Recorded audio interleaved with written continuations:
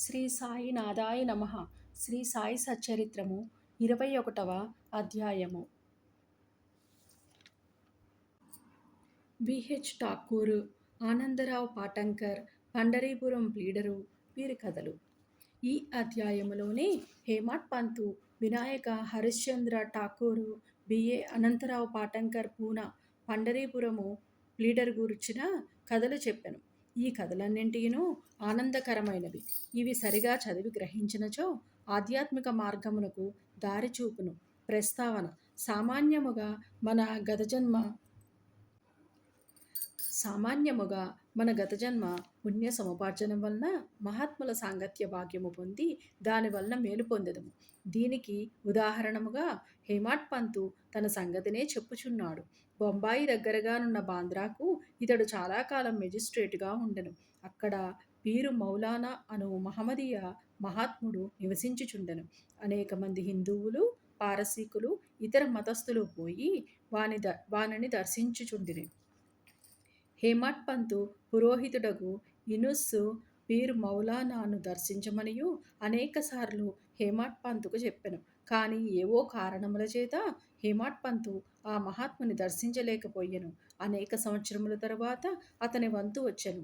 అతడు షిరిడీకి పోయి శ్రీ సాయి దర్బారులోని శాశ్వత స్థానమును పొందెను. దురదృష్టవంతులకు ఇట్టి మహాత్ముల సాంగత్యము లభించదు. కేవలం అదృష్టవంతులకే అట్టిది లభించును. యోగీశ్వరుల వ్యవస్థ అత్యంత ప్రాచీన కాలము నుండి ప్రపంచమున యోగీశ్వరుల వ్యవస్థ ఉన్నది. అనేక మంది యోగులు అనేక చోట్ల అవతరించి వారికి విధించబడిన పనులను నెరవేర్చెదరు. వారు అనేక చోట్ల పనిచేసినను అందరూ భగవంతుని ఆజ్ఞానుసారం నెరవేర్చెదరు. కావున ఒకరు చేయునది ఇంకొకరికి తెలియను. ఒకరు చేసిన దానిని ఇంకొకరు పూర్తి చేసెదరు. దీనిని బోధించుటకు ఒక ఉదాహరణ మీ దిగువ కలదు. విహెచ్ ఠాకూరు వీరు రెవెన్యూ శాఖలోని గుమ్మస్తాగా ఉండిరి. ఆయన ఒకానొకప్పుడు బెళగాం సమీపమందలి వడ్గాం అను పట్టణమునకొక సర్వే పార్టీతోని వచ్చెను. అక్కడ అప్ప అను కన్నడ యోగిని దర్శించి వారి పాదములకు నమస్కరించెను. ఆ యోగి నిశ్చలదాసు రచించిన విచార సాగరమును వేదాంత గ్రంథమును సభలోనున్న వారికి బోధించుచుండెను. ఠాకూర్ పోవునప్పుడు వారు సెలవు కోరగా వారిట్లు చెప్పిరి: ఈ పుస్తకమును నీవు చదవవలయును. నీవట్లు చేసినచో నీ కోరికలు నెరవేరును. ముందు నీ ఉద్యోగమునకు సంబంధించిన పని మీద ఉత్తర దిక్కునకు పోయినప్పుడు నీ అదృష్టవశమున నీకొక గొప్ప మహాత్ముని దర్శనము కలుగును. వారు నీ భవిష్యత్తును మార్గమునకు చూపెదరు. నీ మనస్సునకు శాంతి, ఆనందములు కలుగజేసెదరు. ఆ తరువాత ఠాకూరు జన్నరుకు బదిలీ అయ్యెను. అచ్చటికి పోవుటకై నాన్షే ఘాటు లోయను దాటి పోవలసి ఉండెను. ఈ మిక్కిలి లోతైనది. దానిని దాటుట చాలా కష్టము. దానిని దాటుట కెనుబోతు తప్ప ఇతర మేదియును ఉపయోగించరు. కావున ఎనుబోతుపై లోయను దాటుటచే అతనికి బాధ కలిగెను. అప్పటి నుంచి కళ్యాణ్కు పెద్ద ఉద్యోగంపై బదిలీ అయ్యెను. అచట నానాసాహెబ్ చంద్రోర్కర్తోని పరిచయము కలిగెను. ఆయన వలన సాయిబాబా గూర్చి అనేక సంగతులు తెలుసుకొని వారిని దర్శింప కాంక్షించెను. ఆ మరుసటి దినమే నానాసాహెబ్ షిరిడీ పోవుటకు నిశ్చయించుకొనెను. కావున ఠాకూరును కూడా తనతోని రమ్మని అడిగెను. ఠాకూరు తనకు ఠానాలోని సివిల్ కేసు ఉండుటచే రాలేననియూ చెప్పెను. అందుచే నానాసాహెబ్ ఒక్కడే వెళ్ళెను. ఠాకూరు ఠానాకు వెళ్ళెను. కానీ అచట కేసు వాయిదా పడెను. అతడు నానాసాహెబ్ వెంట షిరిడీకి వెళ్ళకపోవుటచే మిక్కిలి పశ్చాత్తాపడెను. అయినప్పటికీ షిరిడీ వెళ్ళెను. అంతకు ముందు రోజే నానాసాహెబ్ షిరిడీ విడిచిపెట్టెననియూ తెలిసెను. ఇతర స్నేహితులు కొందరు అక్కడ కలిసిరి. వారు ఠాకూరును బాబా వద్దకు తీసుకొని పోయిరి. అతడు బాబాను చూచి వారి పాదములకు నమస్కరించి మిక్కిలి సంతసించెను. అతని కండ్లు ఆనంద బాష్పములచే నిండెను. ఓడలు గగుర్పొడిచెను. కొంతసేపటికి సర్వజ్ఞుడగు బాబా ఇట్లెనను: ఇచ్చట మార్గము అప్పా బోధించు నీతులంత సులభము కాదు. నాన్షే ఘాటులోని ఎనుబోతు పైన సవారీ చేయుట కంటే కష్టము. ఈ ఆధ్యాత్మ మార్గము మిగుల కఠినమైనది. దీనికి ఎంతో కృషి అవసరము. ఠాకూరు కొక్కనికే అర్థముకు ఆ మాటలు వినగానే అతడు అమితానంద పరవశుడయ్యెను. కన్నడయోగి చెప్పిన మాటల యథార్థములని గ్రహించెను. రెండు చేతులు జోడించి బాబా పాదములపై శిరస్సును పెట్టి తనను స్వీకరించి ఆశీర్వదించవలగిననియూ ప్రార్థించను. అప్పుడు బాబా ఇట్లనను, అప్పా చెప్పినదంతయును నిజమే, కానీ అవన్నీయును అభ్యసించి ఆచరణలోనే పెట్టవలెను. ఊరకనే గ్రంథములు చదువుట వలన ప్రయోజనము లేదు. నీవు చదివిన విషయములను గూర్చి జాగ్రత్తగా విచారించి అర్థము చేసుకొని ఆచరణలోనే పెట్టవలెను. లేనిచో ప్రయోజనము లేదు. గురువనుగ్రహం లేని ఉత్త పుస్తక జ్ఞానము నిష్ప్రయోజనము. విచార సాగరము లేని సిద్ధాంత భాగమాతడు చదివి ఉండడు, కానీ ఆచరణను షిరిడీలోనే నేర్చను. ఈ దిగువ చెప్పిన ఇంకొక కథ కూడా ఈ సత్యమును బలపరుచున్నది. ఆనందరావు పాటంకర్. ఆనందరావు పాటంకర్ అను పూనా పెద్ద మనుషుడొకడు బాబాను చూడగోరెను. షిరిడీకి వచ్చి బాబా దర్శనమును చేసెను.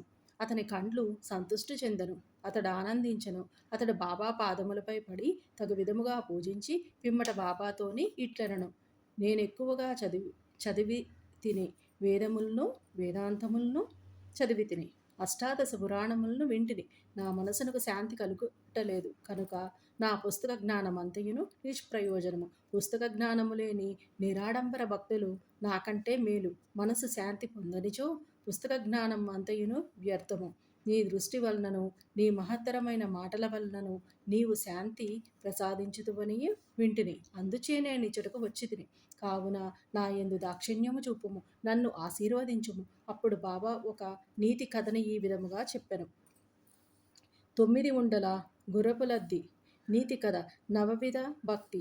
ఒకనాడొక వర్తకుడిక్కడకు వచ్చెను. అతని ముందు ఒక ఆడగుర్రము లద్ది వేసెను. అది 9 ఉండలుగా పడెను.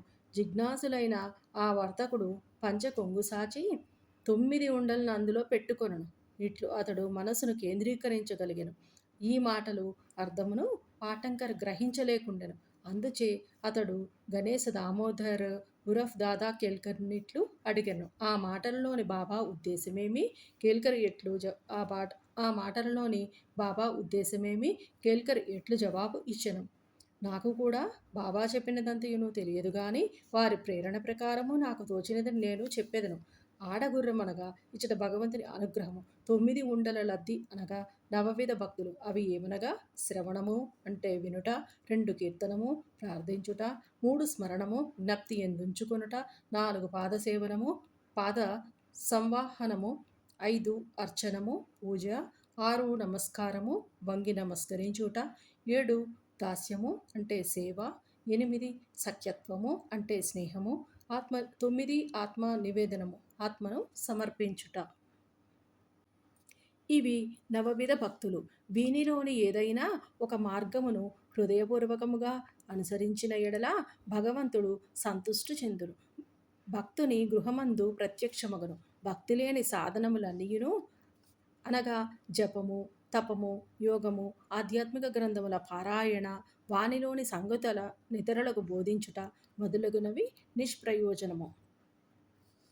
భక్తియే లేనిచో వేదములలోని జ్ఞానము, జ్ఞానియను గొప్ప ప్రఖ్యాతి, నామమాత్రమునకే చేయు భజన ఇవన్నీయును వ్యర్థము. కావలసినది ప్రేమాస్పదమైన భక్తి మాత్రమే.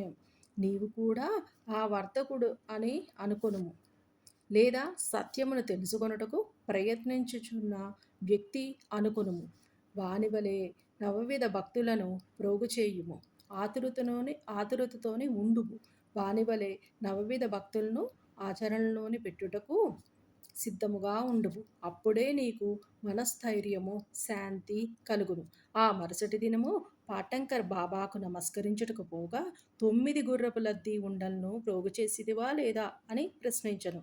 అతడు తాను నిస్సహాయుడుననియు బాబా అనుగ్రహముచే మాత్రమే వానిని సులభముగా ప్రోగు చేయవచ్చునను. అప్పుడు బాబా శాంతిక్షేమములు కలుగుననియు ఆశీర్వదించెను.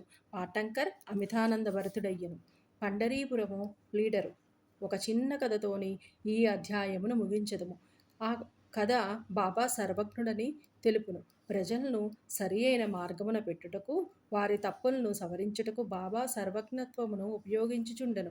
ఒకనాడు పండరీపురము నుంచి ఒక ప్లీడరు వచ్చెను. అతడు మసీదునకు పోయి సాయిబాబాను దర్శించెను. వారి పాదములకు నమస్కరించెను. అడగకుండానే దక్షిణ ఇచ్చెను. జరుగుచున్న సంభాషణలు వినుటకు ఒక మూల కూర్చుండెను. బాబా అతని వైపు ముఖము త్రిప్పి ఇట్లనెను, ప్రజలెంత టక్కరులు, వారు పాదములపై పడెదరు దక్షిణనిచ్చెదరు, కానీ చాటున నిందించెదరు. ఇది చిత్రము గాదా? ఆ మాటలు ప్లీడరుకు సూటిగా తగిలినవి. ఎవరికినీ బాబా మాటలలోని అంతరార్థము బోధపడలేదు. ప్లీడరు మాత్రం గ్రహించెను, కానీ అక్కడ ఏమీనూ మాట్లాడలేదు. వాడాకపోయిన పిమ్మట ప్లీడరు కాకా సాహెబ్ దీక్షితునితో ఇట్లనెను: బాబా చెప్పినదంతయు యథార్థమే. ఆ బాణము నాపై ప్రయోగించితిరి. అది నా గూర్చియే. నేనెవరిని నిందించకూడదు, తృణీకరించరాదనియు బోధించుచున్నది. పండరీపురము సబ్ జడ్జియగు నూల్కరు తన ఆరోగ్యాభివృద్ధి కొరకు షిరిడీకి వచ్చెను. ఇచటనే మకాము వేసెను. లీడర్ల విశ్రాంతి గదిలోని దీనిని గూర్చి వివాదము జరిగెను. రోగముచే బాధపడుచున్న సబ్ జడ్జి ఔషధమును సేవించగా షిరిడీకి పోయిన మాత్రమున బాగగునా అని మాట్లాడుకునిరి. సబ్ జడ్జిని వ్యాఖ్య చేసిరి. సాయిబాబాను నిందించిరి. నేను కూడా అందు కొంత భాగం వహించితిని. నేను చేసినది సమంజసము కాదనియు ఇప్పుడు సాయిబాబా నిరూపించెను. ఇది నాకు దూషణ కాదు, నాకిది ఆశీర్వచనమే. ఇది నాకు ఒక ఉపదేశము. నేనిక మీదట ఎవరినీ దూషించరాదు, ఎవరినీ నిందించరాదు, ఇతరుల విషయములలోని జోక్యము కలుగచేసుకొనరాదు. పండరీపురమునకు షిరిడీ 300 మైళ్ళ దూరమున ఉన్నది. బాబా సర్వజ్ఞుడొకటచే పండరీపురములోని పీడరు విశ్రాంతి గదిలో ఏమి జరిగినదో తెలుసుకొనిరి. ఈ నడుమనున్న స్థలము, నదులు, అడవులు, పర్వతములు వారి సర్వజ్ఞత్వమును కడ్డుపడలేదు. వారు సర్వమును చూడగలిగిరి. అందరి హృదయములలోని గల దానిని చదువగలిగిరి. వారికి తెలియని రహస్యమేదియునూ లేదు. దగ్గరనున్నవి, దూరముగానున్నవి ప్రతి వస్తువు కూడా పగటికాంతి వలె వారికి తేట తెల్లమగును. ఎవడైతే పండరీపురమునకు షిరిడీ 300 మైళ్ళ దూరమున ఉన్నది. బాబా సర్వజ్ఞుడొకటచే పండరీపురములోని లీడర్ల విశ్రాంతి గదిలో ఏమి జరిగినో తెలుసుకొనెను. ఈ నడుమనున్న స్థలము, నదులు, అడవులు, పర్వతములు వారి సర్వజ్ఞత్వమును కడ్డుపడగలిగిరి. అందరి హృదయములలోనూ గల దానిని చదవగలిగిరి. వారికి తెలియని రహస్యమేదియునూ లేదు. దగ్గరనున్నవి, దూరముగానున్నవి ప్రతి వస్తువు కూడా వానికి పగటి కాంతి వలె వారికి తేట తెల్లమగును. ఎవడైతే దూరముగా గాని దగ్గరగా గాని ఉండనిమ్ము. బాబా సర్వాంతర్యామి అగుటచే వారి దృష్టి నుంచి తప్పించుకొనుటకు వీలు లేదు. దీనిని బట్టి ప్లీడర్ ఒక నీతిని నేర్చుకొనును. ఒకరిని గూర్చి చెడు చెప్పరాదు, వారిని అనవసరంగా వ్యాఖ్యానము చేయరాదు. అట్లా బాబా దానిని దుర్గుణమును పోగొట్టి సన్మార్గమందు పెట్టెను. ఇది ఒక ప్లీడరును గూర్చినదైనప్పటికీ అందరికీ వర్తించును. కాబట్టి ఈ కథ బోధించు నీతిని జ్ఞప్తియందుంచుకొని మేలు పొందెదముగాక. సాయిబాబా మహిమ అగాధము, వారి లీలలు కూడా అట్టివే, వారి జీవితము అట్టిదే. వారు పరబ్రహ్మము యొక్క అవతారమే. శ్రీ సాయినాథాయ నమః. 21వ అధ్యాయము సంపూర్ణము. సద్గురు శ్రీ సాయినాథార్పణమస్తు. శుభం భవతు.